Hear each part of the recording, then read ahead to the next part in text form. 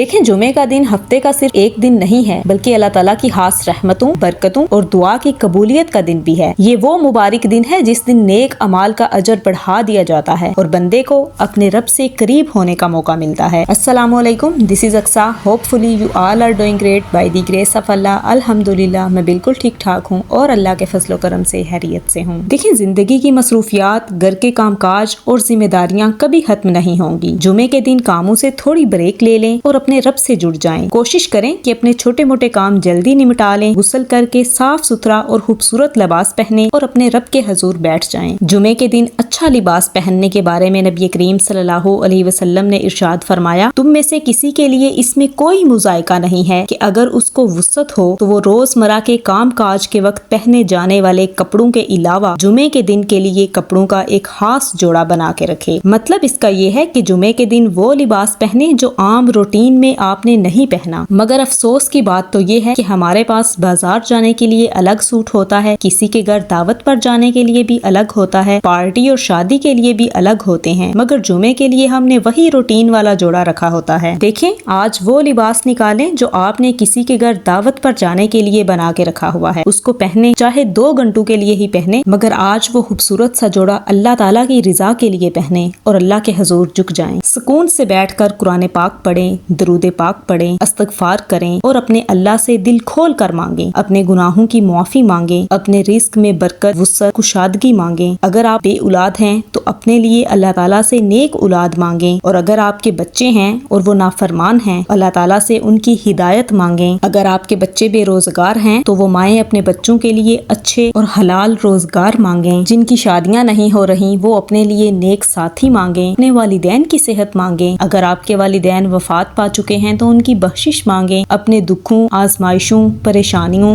اور تنہائیوں نجات مانگیں۔ اگر آپ کا اپنا گھر نہیں ہے تو اللہ سے اپنا گھر مانگیں، اپنی کامیابی مانگیں، اپنے دل کا سکون، صحت، عزت، ایمان اور آخرت کی بھلائی مانگیں۔ اور یہ بات یاد رکھیں کہ اللہ سے مانگنے میں کبھی ہچکچاہٹ محسوس نہ کریں، کیونکہ وہی سب سے بڑا ہے اور وہی سب کچھ دینے والا ہے، اور وہ جب عطا کرتا ہے نا تو بندے کی سوچ سے بڑھ کر عطا کرتا ہے۔ ایک دفعہ نبی کریم صلی اللہ علیہ وسلم اپنے صحابہ سے فرماتے ہیں کہ ایک آدمی تھا، اس کے پاس ایک اونٹنی تھی، اس نے اپنی اس اونٹنی پر سامان رکھا، کھانے پینے کا سامان اور دیگر سفر کا ضروری سامان، اور سفر پر نکل گیا۔ ریگستان کا علاقہ تھا، میلوں دور دور تک کچھ نہیں تھا۔ جب صحرا میں پہنچا تو اونٹنی اس نے ایک شاخ سے باندھ دی اور خود آرام کرنے لگا۔ جب وہ سو گیا تو اونٹنی جو شاخ سے بندھی تھی وہ شاخ ٹوٹ گئی تو وہ وہاں سے نکل گئی۔ جب اس کی آنکھ کھلی تو اونٹنی کو نہ دیکھ کر بہت پریشان ہوا، ادھر ادھر دوڑا، کچھ نظر نہ آیا۔ اب نہ اس کے پاس کھانے پینے کا سامان تھا اور سب سے بڑی بات پیدل صحرا سے نکلنے کا کوئی راستہ بھی نہیں تھا۔ وہ دائیں بائیں، شمال جنوب ہر طرف دوڑا، درخت کے اوپر بھی چڑھ کر دیکھ لیا کہ شاید کچھ نظر آ جائے، مگر جب کچھ نظر نہ آیا اور تھک گیا تو تھک کر رونے لگا اور سوچنے لگا کہ شاید اب اسے موت سے کوئی نہیں بچا سکتا۔ اسی پریشانی میں اس کی آنکھ لگ گئی۔ جب اس کی آنکھ کھلی تو اس کی اونٹنی اس کے سامنے۔ اب حضور صلی اللہ علیہ وسلم نے صحابہ سے پوچھا کہ اسے کتنی خوشی ہوئی ہوگی اپنی اونٹنی کو دیکھ کر، تو صحابہ نے عرض کیا، یا رسول اللہ ہم تو اس کی خوشی کا اندازہ بھی نہیں لگا سکتے، کیونکہ اس خوشی کو صرف وہی آدمی محسوس کر سکتا ہے جس کو یہ خوشی ملی۔ تو نبی کریم صلی اللہ علیہ وسلم نے فرمایا، جب ایک گنہگار بندہ جس نے کبھی نماز نہ پڑھی ہو، کبھی اپنے رب کو سجدہ نہ کیا ہو،